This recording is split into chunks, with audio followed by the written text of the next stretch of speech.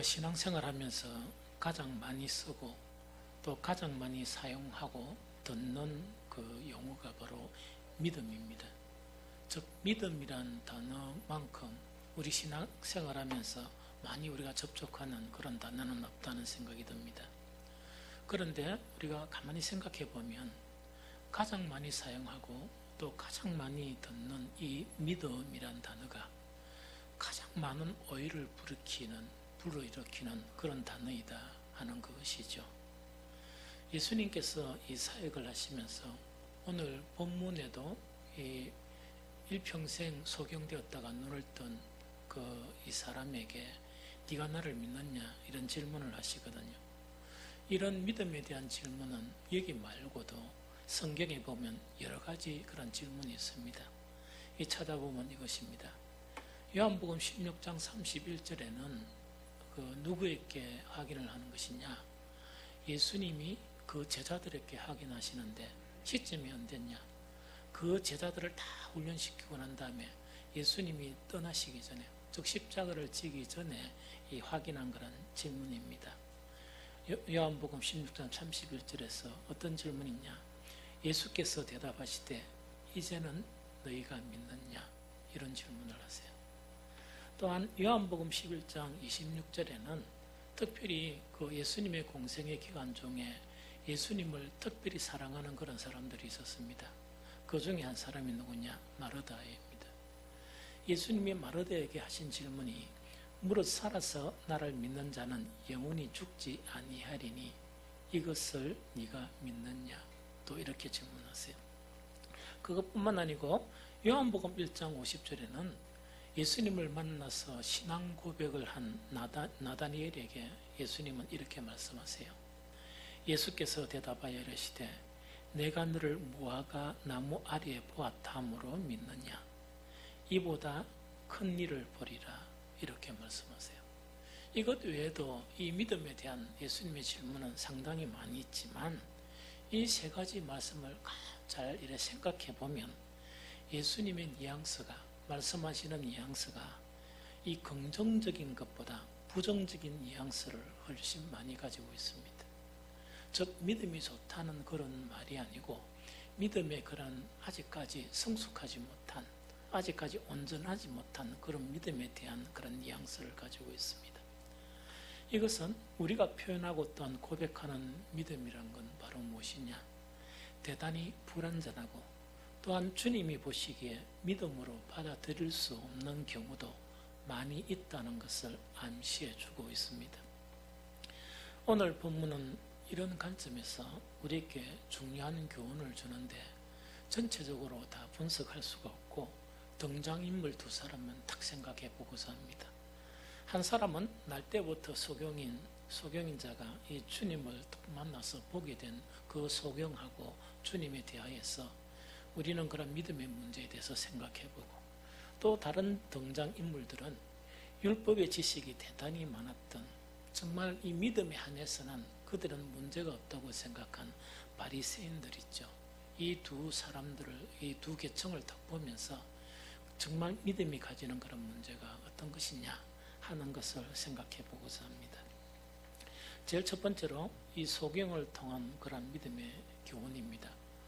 우리 요한복음 9장을 읽어보면 이 소경은 좀 특이해요. 어떻게 특이하냐니까 다른 아픈 자들이나 귀신 들린 자들이나 이 소경들은 예수님의 소문을 듣고 자기의 문제를 적극적으로 이렇게 하소연하면서 나를 구원해달라 이래 외치는 사람들이었어요. 그런데 날 때부터 이 소경되었던 이 사람은 그런 것이 없어요. 예수님이 지나가시는데도 가만히 있는 거예요. 자기의 그런 이 소경을 운명처럼 받아들이는 듯이 가만히 있는 거예요. 단지 제자들하고 예수님이 대화를 하는 거예요. 그 제자들이 어떻게 묻느냐? 저 사람은 날 때부터 소경이 됐는데 아마 그들의 부모제가 그런 문제를 일으켰겠지요. 이런 이제 교훈에 대한 그런 대화를 하는 거예요. 그러면서 예수님은 그것이 아니라 이러면서 이 요구하지도 않았는데 그 소경의 눈을 뜨게 해준 거예요.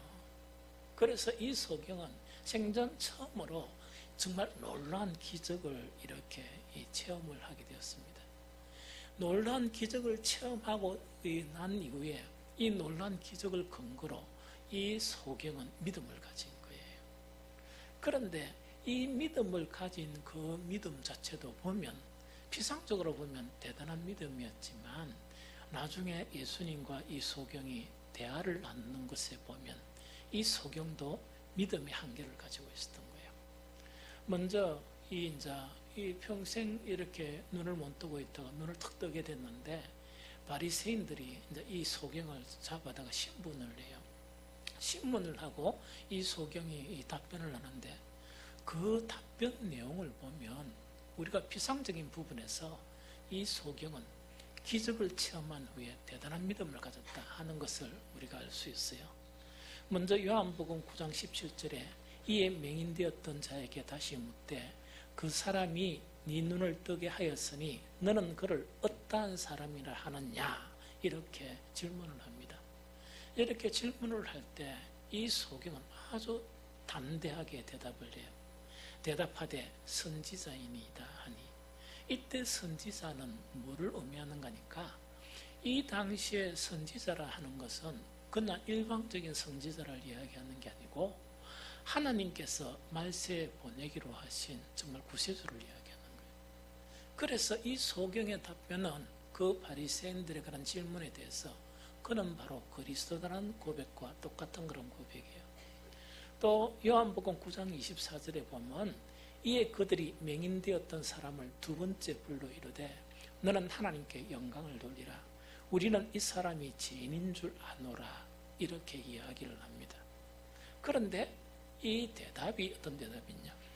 25절에 보면 대답하되 그가 죄인인지 내가 알지 못하나 한 가지 아는 것은 내가 맹인으로 있다가 지금 보는 그것이니이다. 이렇게 담대하게 대답해요. 여러분들 이런 질문하고 대답을 보면 이게 무슨 그런 믿음의 질문이냐 하는 그런 생각을 하겠지만 이때 상황 자체가 어떤 상황이냐? 예수님의 모든 기적들을 그 당시의 당국, 즉 바리새인들이나 이 당국들은 어떻게 평가하기를 원하느냐? 이것이 하나님에게로부터 온 기적이 아니고 정말 귀신의 왕으로부터 온 그런 기적이다. 이렇게 막 이야기를 하는, 이렇게 이제 몰아세우는 거예요. 그렇게 몰아세우려 그러면 어떻게 해야 되는 거니까 예수님을 죄인으로 이렇게 이야기해야 돼요. 이때 죄인이란 거는 이 소경의 눈을 뜨게 한 시점이 바로 안식일이에요. 안식일이니까 이들은 안식일을 거룩하게 지켜야 되는데 안식일에 이 소경의 눈을 뜨게 했으니까 죄인이다. 이렇게 몰아세우는 거예요. 그런데 이 소경은 그 대답하되 그가 죄인인지 내가 알지 못하나 한 가지 확실한 것은 내가 맹인으로 있다가 지금 보는 것이다. 이제 이렇게 대답하는 거예요. 그래서 이거는 상당한 이 믿음의 그런 대답이에요. 마지막 세 번째 보면 또 요한복음 9장 29절이에요. 하나님이 모세에게 말씀하신 줄을 우리가 알거니와 이 사람은 어디서 왔는지 알지 못하노라. 이 바리새인들은 지금 뭘 이야기하려고 하는 거니까 네가 눈 뜬 것은 사실이지만 눈 뜨게 한 그 예수란 사람은 하나님에게로부터 온 사람이 아니다 하는 것을 많은 사람들에게 공포하기 위해서 이렇게 이야기한 거예요. 그런데 이 소경의 대답은 아무런 머뭇거림이 없어요. 아무런 머뭇거림이 없이 대답을 하는데 그 대답이 요한복음 9장 30절에서 33절이에요. 그 사람이 대답하여 이르되 이상하다. 이 사람이 내 눈을 뜨게 하여서되 당신들은 그가 어디서 왔는지 알지 못하는도다. 하나님이 죄인의 말을 듣지 아니하시고 경건하여 그의 뜻대로 행하는 자의 말을 들으시는 줄을 우리가 아나이다.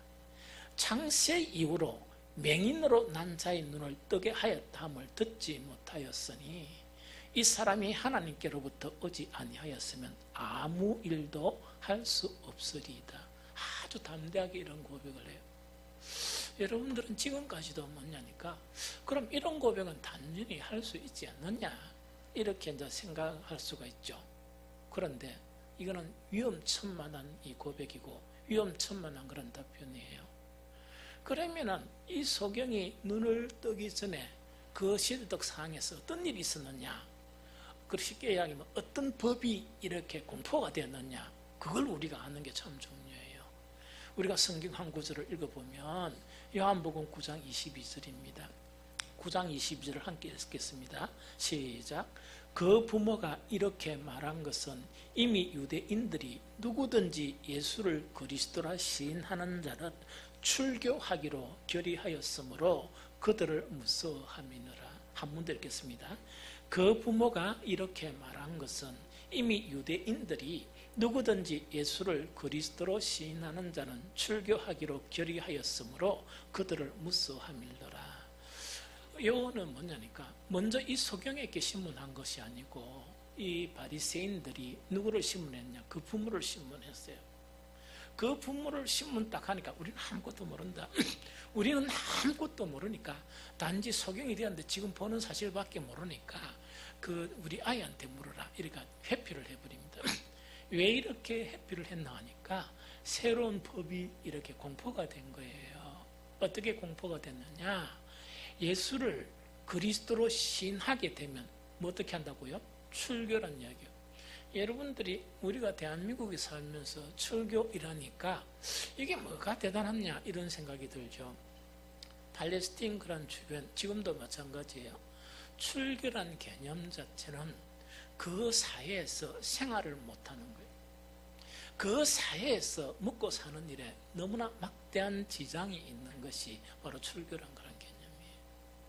그러다 보니까 이 출교라는 것은 정말 이렇게 무서운 것이고 아주 위험한 것이 바로 출교예요. 그런데 이 소경은 당당하게 뭐냐, 정말 예수를 그리스도라 시인하면 출교를 당할 줄 알면서도 당당하게 이렇게 이야기를 하는 거예요. 이야기를 한 거예요. 그래서 이 사람은 뭐냐, 쫓겨났습니다. 사실은 이 쫓겨났거든요. 이 쫓겨났고 난 다음에 예수님께서 다시 이 소경을 찾는 거예요. 그 소문을 듣고 난 다음에 그게 되느냐, 요한복음 9장 35절입니다. 다 같이 읽어보겠습니다. 예수님께서 그들이 그 사람을 쫓아냈다 하는 말을 들으셨더니 그를 만나서 이르되 네가 인자를 믿느냐. 너무 대단하다, 그죠? 이거는 뭐냐니까, 예수님이 그 사람이 출교를 당했다라고 하면 우리 같아서 뭡니까? 할렐루야 이래가지고 가가지고 뭡니까? 막 너무나 믿음이 좋고 막 이렇게 이야기를 해야 되죠? 출교를 당했다는 그런 소식을 듣고 예수님은 찾아가서 예수님이 딱 한 말씀이 어떤 말씀이냐, 네가 나를 믿느냐, 네가 인자를 믿느냐, 이 질문이에요. 사실은. 그럼 이 질문의 뉘앙스가 두 가지 뉘앙스가 복합되어 있어요. 하나는 뭐냐, 많은 사람들에게 이 주님께서는 은혜를 베푸셨지만 사람들은 그 은혜만큼 이렇게 반응하지 못했어요. 그런데 이 소경은 뭐냐, 하나님의 그런 주님의 그런 이 뭡니까, 은혜를 체험하고 난 다음에 아주 진솔하게 또한 거의 완벽하게 그 은혜에 대한 부분을 자기 인생을 통해서 자기의 삶을 통해서 반응을 하는 거예요. 그것이 뭐냐, 출교의 위험 앞에서 예수 그리스도를 신하는 거예요. 제가 생각하니까 오늘날 이 정도의 신앙이 대한민국에 10명만 있으면 오늘 이 나라는 이렇게 복잡하게 안 됐을 거예요. 한각의 기적처럼 정말 교회가 이 나라를 살린 것처럼, 교회가 보릿고개를 없앤 것처럼 그런 일들이 지속해서 나타나지 않았나 하는 그런 생각이 듭니다. 이런 사람 앞에 예수님의 뉘앙스는 뭐냐, 참 그 사람을 사랑하는 그런 뉘앙스도 있지만 네가 인자를 믿느냐 하는 그 질문 속에서는 아직 네 믿음이 정말 이렇게 퍼펙트하다는 이야기 아니고 네 믿음 자체가 이렇게 온전하지 않다는 이야기예요. 즉 온전하지 않다는 이야기예요. 그것을 지금 이야기하는 거예요. 그런데 정말 이 소경의 그런 대답을 들어보면 또 너무나 이제 이것을 우리가 알 수 있는 거예요. 이 소경의 믿음의 근거는 기적이에요. 이적을 체험한 믿음의 근거예요. 이 이적을 체험한 그런 믿음의 근거 자체는 상당히 강한 믿음을 이렇게 나타내는 경우가 많습니다. 그러나 그것이 뭐냐? 정말 이렇게 여러 가지 부분에 부족한 점이 없는, 완벽하지는 않지만 여러 가지 부분을 구비한 그런 믿음하고는 이거는 별개의 문제예요. 그래서 예수님께서 네가 인자를 믿느냐? 이래 물으니까 그 대답이 어떤 대답이냐? 요한복음 9장 36절입니다. 함께 읽겠습니다. 대답하여 이르되 주여 그가 누구시오니까 내가 믿고자 하나이다. 이 고백이에요. 이 소경의 고백은 오늘날나 정말 시대를 통해서 많은 이 교만했던 사람들의 그런 고백하고 달라요. 많은 그런 이 기적을 체험한 그런 사람들은 자기 믿음이 정말 완벽한, 부족함이 없는, 하나도 빠지지 않는 그런 믿음인 줄로 이렇게 많이 생각해요. 그런데 이런 놀라운 정말 믿음의 반응을 보였던, 주님으로 받은 그런 은혜를 그죠, 이렇게 정말 이렇게 표현하는, 그 인생과 삶을 통해서 표현하는 많은 사람들이 은혜를 받았지만 대부분 정말 그 은혜를 잃어버리고 살아요. 잊고 살거든요. 그러면서 때로는 불평과 원망과 또한 그런 주님을 향한 그런 사랑 없이 살아가거든요. 이 소경은 그렇지 않았어요. 그렇지 않았지만은 네가 인자를 믿느냐?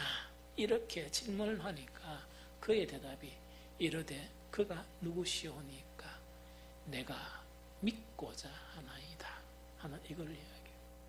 이거는 우리에게 무엇을 시사해주고 있느냐? 우리 한 사람 한 사람은 많은 이유와 많은 근거를 가지고 믿게 되었어요. 그것 믿게 되었거든요.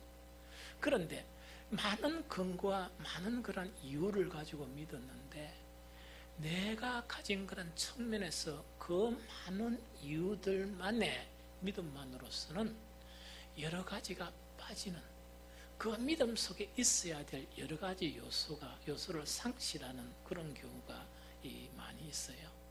문제는 뭐냐? 모른다는 얘기예요. 모르고 내가 믿었다는 그런 근거 있죠. 그 근거로서 내 믿음은 퍼펙트하지는 않지만 그러나 내 믿음은 좋은 믿음이다 이래 생각하는 거예요.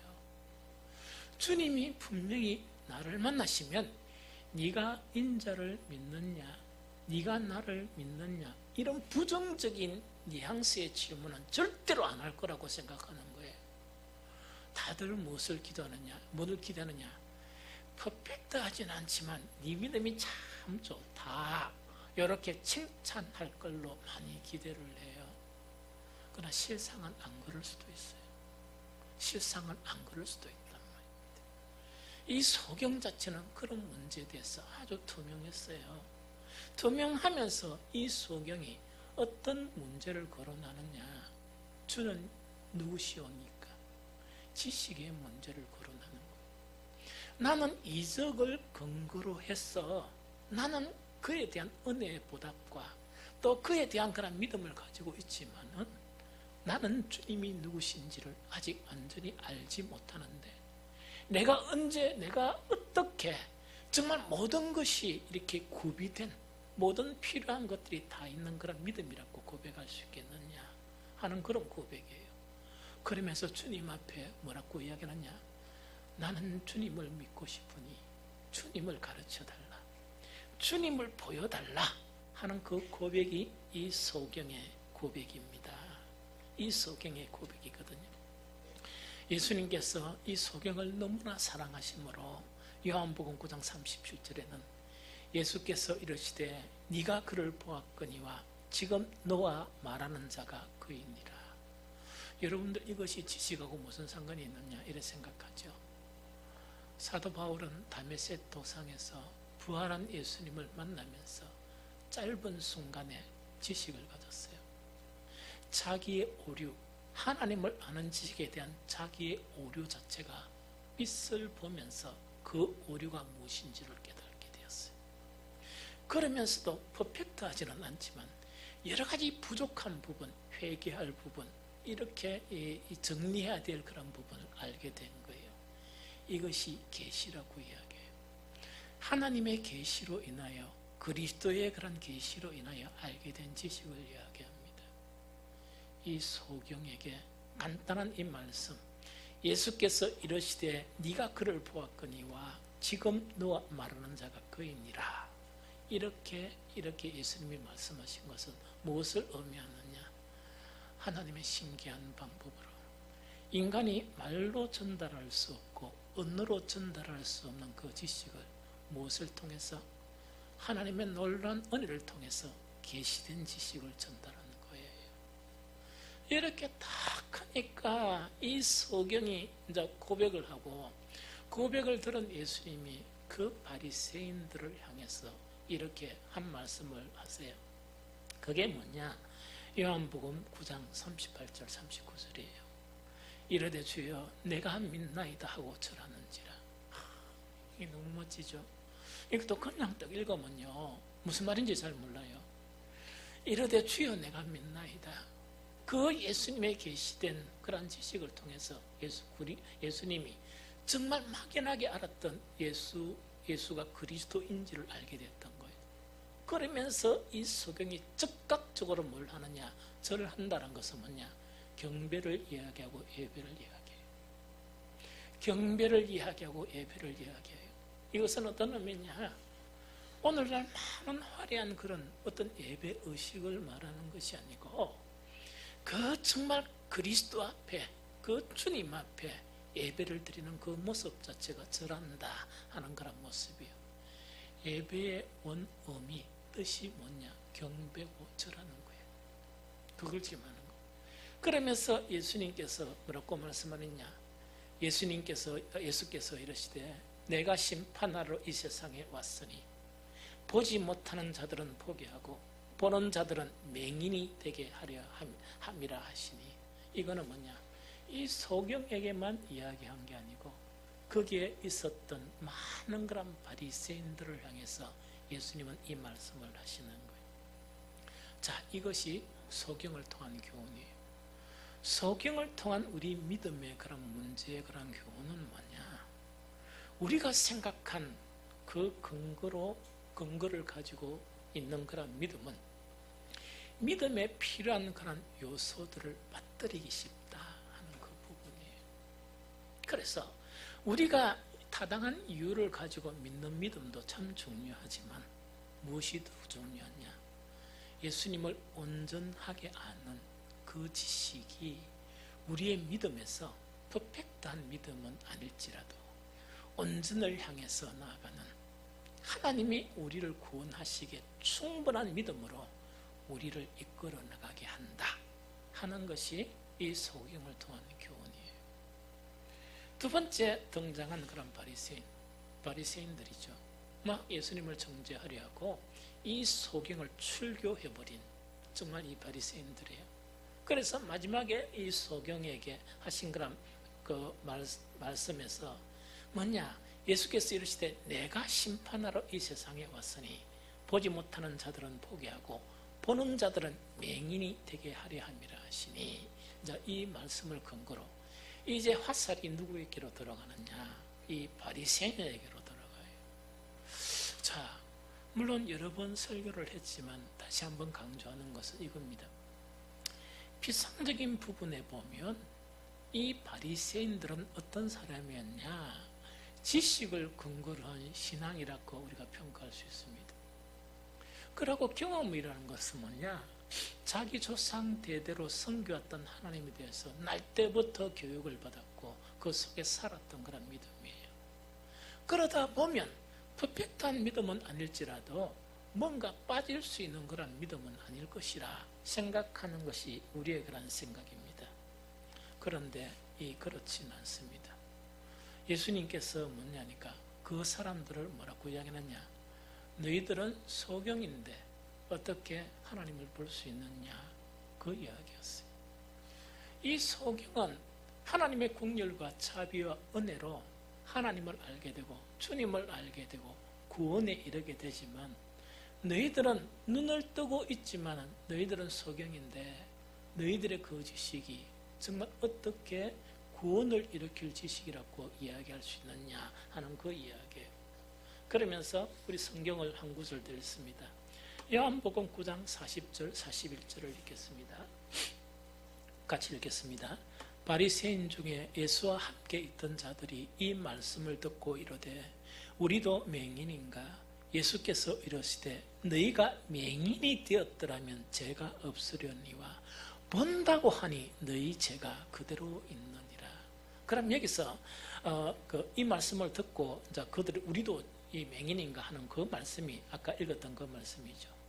내가 심판으로 이 세상에 왔으니 보지 못하는 자들은 보게 하고 보는 자들은 맹인이 되게 하려 함이라 하는 이 말씀을 딱 듣고 나니까 일부 바리새인들이 그럼 우리가 맹인이란 말인가 이야기입니다. 그 이야기를 듣고 난 다음에 예수님께서 하신 말씀이 바로 어떤 말씀이냐. 예수께서 이러시되 너희가 차라리 맹인이었다 그러면 죄가 없었을 것이다. 그런데 맹인이 아니고 본다고 하니 너희들이 알고 있다고 하니 정말 너희 죄가 그대로 있다 하는 그거를 이야기하는 거예요. 아주 무서운 것이죠. 예수님의 이 지적은 성경 전체를 통하면 한 가지 해답을 우리가 알게 돼요. 그것이 뭐냐? 유대인들은 율법에 너무나 열심이었어요. 심지어 이때 유대인들, 이때 바리새인들은 어떤 사람이었느냐? 예수님이 오시기 전에 말라기 선지자들로부터 예수님 오시기 전까지 선지자가 끊어졌어요. 끊어졌는데 이 바리새인들이나 그 당시에 SM파들은 어떤 사람이었느냐? 그들이 스스로 회개 운동이 벌어지면서 율법으로 돌아가야 된다. 하나님의 말씀으로 돌아가야 된다 하면서 정말 율법을 연구한 사람들이었고 어느 정도냐 하니까 이 다스에서 난 이 바울이요 어디까지 유학을 갑니까? 묵고 살라고 유학 간 게 아니고 예루살렘으로 유학을 가면서 율법을 공부한 사람이었어요. 많은 사람들이 율법이 우리를 살린다, 하나님이 우리를 살린다 하면서 오늘날처럼 우리가 말씀하고 조금 이래 떨어진 그런 생활을 한 게 아니고 그들의 그런 삶이 곧 율법이었고 그들의 삶이 율법을 행하는 그것이 그들의 삶이었어요.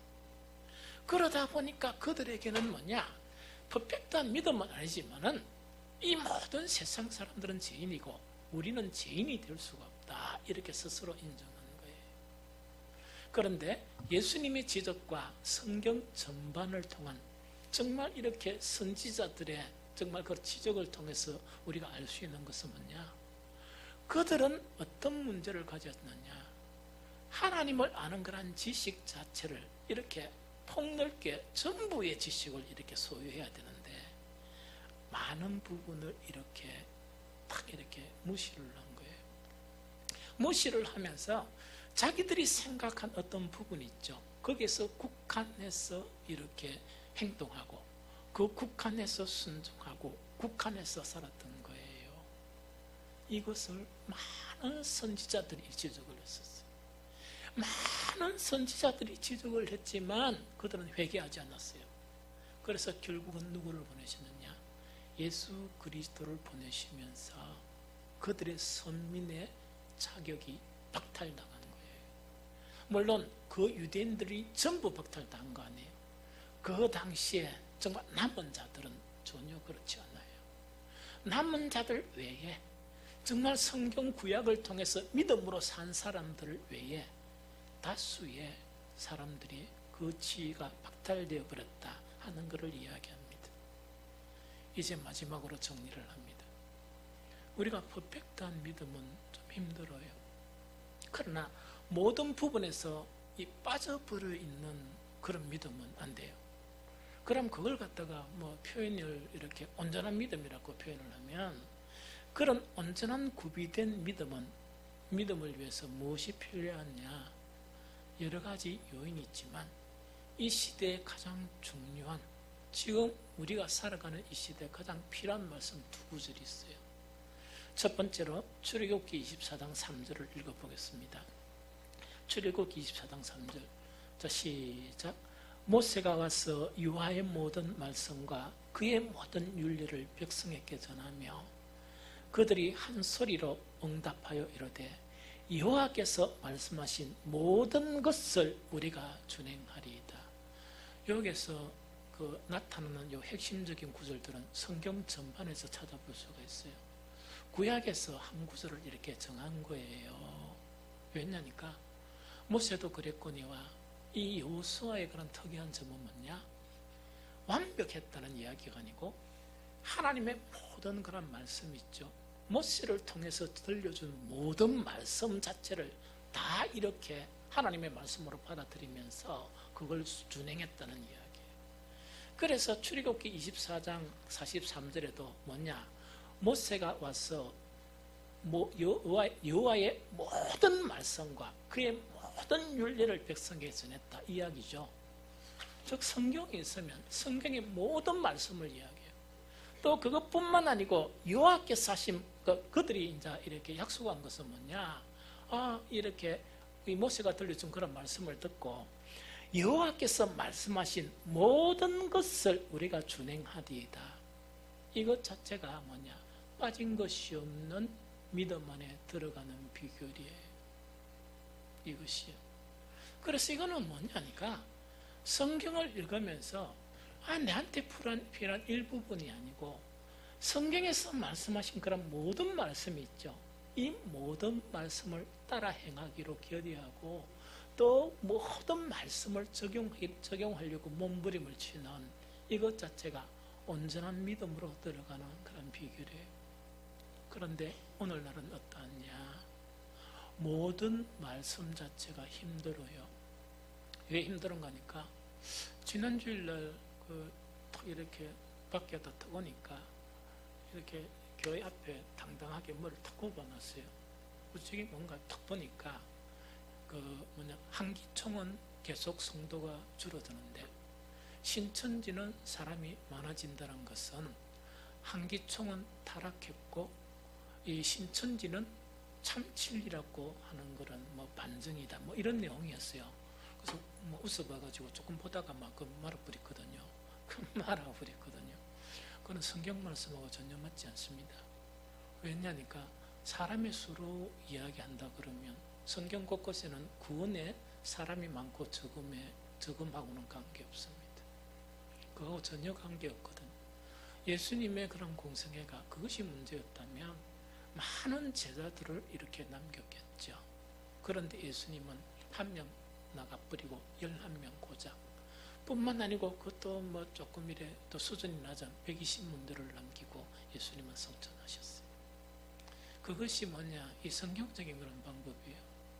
오늘날 많은 사람들이 성경의 내용을 모르다 보니까 이 기독교가 민주주의인 줄 알아요. 다수결 원칙 그게 아니고요. 신앙, 기독교 신앙은요 하나님 말씀의 원칙이에요. 수백만의 사람이 있더라도 그 말씀이 아니면 그 사람들은 성도라 이야기할 수 없습니다. 한 명의 사람이 남아있더라도 온전한 말씀으로 따라가는 사람을 성도인 거예요. 그것을 교회라 이야기해요. 그래서 오늘날 이런 부분에 대해서 많이 이렇게 왜곡이 되는 것 같습니다. 그래서 우리에게는 뭐냐? 말씀의 일부가 아니고 전반적인 말씀을 이렇게 해야 되는데 오늘날 성도들은 이런 위험에 빠져 있는 것, 특히 이단이나 세상의 그런 이론에 이제 노출되어 있는 게 뭐냐? 성경을 가까이 하지 않으니까 지식이 없는 거예요. 지식이 없다 보니까 인간적으로 타당하고 도덕적으로 타당하다 하면 지금 우리나라 그리스도인들이 얼마나 되는지는 모르겠지만 제가 느끼는 게 그래요. 이거는 통계 나온 것도 아니고 대부분이 어떤 부분인가 하니까 여러 가지가 빠진 믿음이에요. 여러 가지가 빠진 믿음이거든요. 그런데 그것을 믿음으로 생각하고 있어요. 그건 이유는 뭐냐? 모든 말씀에 대한 개념이 없는 거예요. 개념이 없다는 그 부분을 이야기합니다. 또 뿐만 아니고 성경 한 구절을 더 읽어보면 마태복음 28장 19절 20절 읽어보겠습니다. 그러므로 너희는 가서 모든 민족을 제자로 삼아 아버지와 아들과 성령의 이름으로 세례를 베풀고 내가 너희에게 분부한 모든 것을 가르쳐 지키게 하라. 볼지어다 내가 세상 끝날까지 너희와 항상 함께 있으리라 하시니, 예수님께서 마지막 부탁이 있죠. 이 마지막 그 지상 명령이 있죠. 그 명령의 핵심은 제자를 삼는 것이고, 이 제자는 특별한 계층이 아니고 하나님의 사람이에요. 하나님의 사람인데, 이 하나님의 사람들을 만드는 방법을 이야기하면서 예수님께서 가르치는 것을 일부만 가르치지 말고 전부 가르치고 전부 지키게 하라고 이야기해요. 예수님의 말씀의 일부만 이렇게 하지 말고 전부 가르치고 전부 지키게 하라 하는 그것을 지금 이야기하고 있습니다. 정말 이 교훈을 통해서 우리가 알 수 있는 것은 오늘날 많은 그리스도인들의 그런 신앙이 일부에 국한되어 있어요. 주님께서 가르치는 모든 부분을 이렇게 알려고 좀 생각을 해야 되는데 그게 아니고 일부에 국한되어 있습니다. 그것이 뭐냐? 이것만 잘하면 옳은 신앙이다. 첫 번째 기도, 두 번째 예배, 세 번째 봉사, 네 번째 헌금, 다섯 번째 조금 더 투구하자면 선교, 이거 있죠. 이래만 하면 다 되는 줄 알아요. 그거 한다고 다 안 됩니다. 이 유대인들은요, 그런 부분에서는 특출했습니다. 그런 부분에서는 수준을 달리했습니다. 그런데 예수님이 보시기에는 외식한다는 것은 뭐냐? 하나는 있는데 하나는 없다. 이 뒤집지 않는 전병 같은 신앙이다. 이걸 이야기해요. 이거는 뭐냐? 우리 파전을 또 굽는데, 이렇게 파전을 일하죠. 어떤 신앙이 하니까 타는데 안 뒤집고 해가지고 있단 말입니다. 그걸 한 면은 타버리고 한 면은 생것으로 있다 보니까 하나님 편에서 뭔가 이렇게 취하려고 해도 취할 수 없는 상태의 믿음인 거예요. 한 부분은 과하고 한 부분은 없다는 이야기입니다.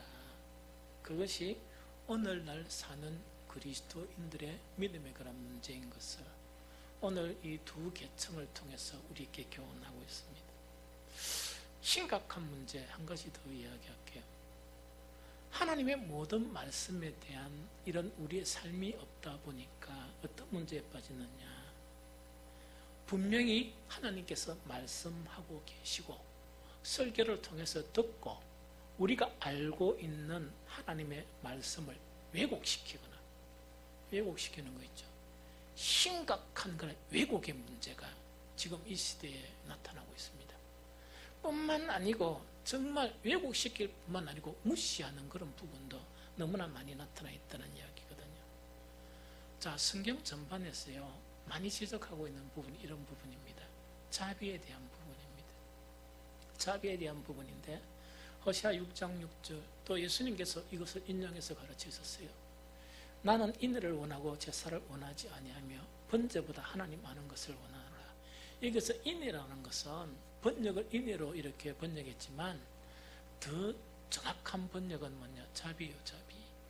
그러면 이거는 뭘 말하느냐? 이런 이야기. 쉽게 이 말을 이야기하면 예배는 너무 잘 드리는데 자비가 없는 거예요. 또 하나님께 헌금은 너무 잘하는데 하나님 아는 지식이 없는 거예요. 이거 지금 이제 정확하게 이야기하는 거예요. 그런데 지금 현대의 문제는 이런 문제만이 아니에요. 사람들이 예배에만 치중하고 이 자비의 문제가 없다. 그건 오히려 좀 가벼운 문제인 것 같아요. 더 심각한 문제는 어떤 문제였냐? 자비를 성경의 전반적인 부분에 대한 지식이 없다 보니까 왜곡시키는 거예요. 그래서 왜곡된 자비를 뭐라고 생각하느냐? 나는 예배도 드리고 이런 자비가 있으니까 나는 온전한 신앙이다. 이렇게 생각해 버리는 거예요. 여러분들 이 왜곡된 것 자체를 일일이 지적하려고 그러면 상당히 많이 있어요. 이 시대의 상황에서 몇 가지만 지적을 해볼까요? 제일 첫 번째로 뭐냐니까 동성애에 대한 자비예요. 얼마 전에 어떤 신학에서 그것도 신대원에서 우리나라를 대표하는 그런 신대원 아이들이, 그 젊은 아이들이 어떤 그룹이 있었던가 봐요. 그 그룹에서 무엇을 주장했느냐 하니까 동성애 사람들은 정말 우리가 보살펴야 하고 인정을 해야 된다, 이렇게 주장을 했는데 제가 그것을 봤어요. 그걸 판 거예요. 그래서 내가 생각하면서 이 아이들이 어릴 때 공부만 하다가 그 신대원에 들어가려면 공부를 잘해야 돼요. 왜냐니까 재수 삼수를 하니까. 공부를 하다 보니까 또 너무 부모들의 그런 가부 안에 있다 보니까 고생도 한 번도 안 하다 보니까 이 아이들이 공부를 잘해가 신대원에 들어갔는데 신앙은 빵이구나, 신앙은 빵이구나 하는 이거예요. 이 젊은 아이들이 전도사도 나갈 수도 있고 이렇죠. 너무나 위험한 거예요. 하나님의 말씀에 대한 전반적인 개념이 없는 거예요. 그래서 그 자비를 어떻게 왜곡시키느냐, 성소수자이니까 핍박하면 되느냐, 이 이야기죠. 이 이야기죠. 그러면 사탄도 핍박하면 안 되죠. 하나님의 사탄과 그 사탄의 세력들을 지옥 보내면 안 되죠. 이게 뭐냐, 왜곡된 말씀, 왜곡된 자비예요. 이런 것들은 아니거든요. 말이 안 되잖아요. 두 번째요, 많은 인권단체에서 기독교 사람들이 있어요. 있는데 장로도 있고 목사도 있고 권사도 있고 안수도 있고 그거 다 있어요. 그 양반들이 주장하는 것은 뭘 의미하는가? 인권 자체는 뭐냐? 범죄자의 인권도 보호해야 된다, 이렇게 되는 거예요. 옛날에 있으면 뭐냐니까, 한 가지 예를 들면 아이들을 이 성추행하고 아이들을 대하면은 이름을 밝히면 안 되고 이런 거 있죠. 그거는 인권을 모독하는 것이다, 이런 이야기예요. 그 속에 누가 있느냐? 목사가 있고 그 속에 장로가 있고 그 속에 경건하게 예배드리는 권사들이 있어요. 안수 집사들이 있어요. 뭔가 왜곡된 거 아니에요? 성경의 전반적인 부분은 구약에 보면 죽여버려야 돼요. 죽이는 거예요, 사실은. 그것뿐만 아니고 여러 가지 성적으로 왜곡된 그런 부분을 이야기하거든요. 단지 하나님의 긍휼과 자비로서 살고 있는 거예요. 살고 있고 그것을 갖다가 교화시키고 통제를 하고 이래야 되는데, 그러면은 많이 희생되는 어린아이들과 그 희생되는 어린아이들의 부모의 그런 피 끓는 그런 인권은 어떻게 되는 것입니까? 그러니까 이 사람들은 기독교인이 되지 말았어야 되는데, 제가 생각하는 건 뭐냐, 사탄의 자식들이 우리 인간의 그런 통제 자체가 이렇게 다 검증을 못 하잖아요. 신도원에 가보고 공부해보면 다 검증이 안 돼요. 안 되거든요. 그런 틈을 이용해서 들어온 그런 세력들이다, 이 이야기. 그런데 이 성경의 전반적인 부분을 모르면, 그런 것들을 들으면 뭐냐니까 두둔을 하는 거예요. 많은 사람들이 두둔을 하면서 또 투표를 하면 딱 그래가 다당성이 되어버려요. 그래서 지금은 뭐냐, 도덕적으로나 성경적으로나 풍전등화 같은 그런 시대에 살고 있습니다. 기독교의 진리 자체는 한갓 뭐냐, 교회 안에서 또 다수가 아니고 소수 사람들이 이렇게 지키려고 애쓰는 그런 것으로 전락할지도 모른다 하는 그런 위험을 갖게 되는 거예요. 그거는 아니죠. 거기에 왜곡된 사람들의 힘이 너무나 많이 있는 거예요. 교회에서 모든 정책을 결정하는 최고 것이 뭐냐, 이게 뭐냐니까, 그 용어를 잊어버렸네. 우리 다음 주일날, 그 다음 달, 공동회의. 공동회의는 뭐냐, 법적으로 세례교인 이상들이 참석해. 제가 옛날에 규정을 딱 만든 거는 그렇게 안 했습니다. 좀 까다롭게 적용하는 거는 할 수 있으니까. 공동회의 회원은 당에서 결정한다, 이렇게 했었습니다. 그때 제가 왜 이런 이야기를 했느냐, 세례받았다고 해서 다 중생하는 것도 아니고 판단이 온전한 것도 아니거든요. 결정권을 다수에 주면 정말 이 진짜 신실한 사람은 소수고 다수는 누구란 말입니까? 하나님의 말씀을 전혀 모르는 다수가 있는 거예요. 그럼 결정은 어떻게 되겠어요? 이거는 하나님의 뜻과 관계없는 그런 결정이 되어져 버리는 거예요. 이것이 법의 모순이에요. 이게 법의 모순이거든요. 뿐만 아니고 사람들을 세우는 것도 마찬가지예요. 이 사람들을 세우는 것도 마찬가지거든요. 제도의 모순 자체가 너무나 많이 도사리고 있어요. 여러분들 저 큰 이 메가 교회 있죠. 메가 처치 같은 데 가보면 변호사들, 교수 이래가지고 이 사람들이 박 터지게 봉사하고자 하는 데가 어딘 줄 압니까? 주차 관리예요. 주차 관리라. 왜냐니까 주차 관리는 많은 사람들의 얼굴을 익힙니까? 안 익힙니까? 선거하는 것처럼 그죠? 어째 살았다니 관계없이 뭡니까? 막 친절하게 가 매주마다 막 목숨 걸고 해요. 투표하면 당선돼요. 도둑놈도 당선되고 사기꾼도 당선되고 가짜도 당선되고 사탄의 새끼들도 당선돼요. 그거 당선시킨 사람이 누구냐? 영안이 어두운 공동회의 회원들이에요. 자기들의 믿음이 신실하지 못하니까 뭔지도 모르고 분별을 못하는 거예요. 그걸 소경이라고 그래요. 소경들이 앉아서 이렇게 투표하는 거예요. 그럼 교회는 어떻게 되겠습니까? 교회는 어떻게 되겠습니까? 그래서 메가처치에서 그 문제를 탁 없애기 위해서 한 가지 카드를 꺼냈어요. 그게 뭔 줄 압니까? 몇 년간 전도한 사람의 몇 프로가 없으면 아무도 못 한다 이러니까 그거 다 걸리는 거예요. 그게 다 걸리는 거예요. 그래서 그 이야기를 직접 들은 거예요. 그래서 우리 교회도 뭐냐, 앞으로 권사, 앞으로 안수집사 모든 직분은 전도의 실적이 없으면 이거는 뭐냐, 절대로 권사가 되지 못하고 안수집사가 되지 못하고 장로가 되지 못한다. 딱 규정을 내놨어요. 지금 우리 저기 뭡니까? 우리 직분 받은 사람들은 축복의 사람들입니다.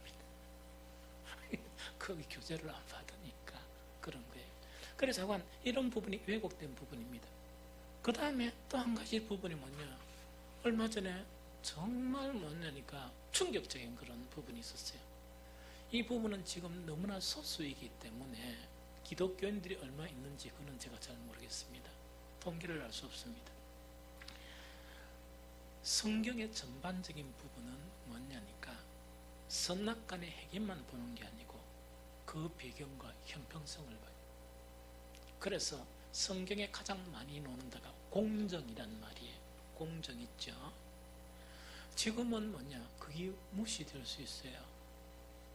몇몇 그 사람, 그 청년들이 나와서 뭔가니까 김정은이를 사모하는 모임 이래가지고 나는 텔레비 보니까 김정은이가 목소리가 너무 좋다.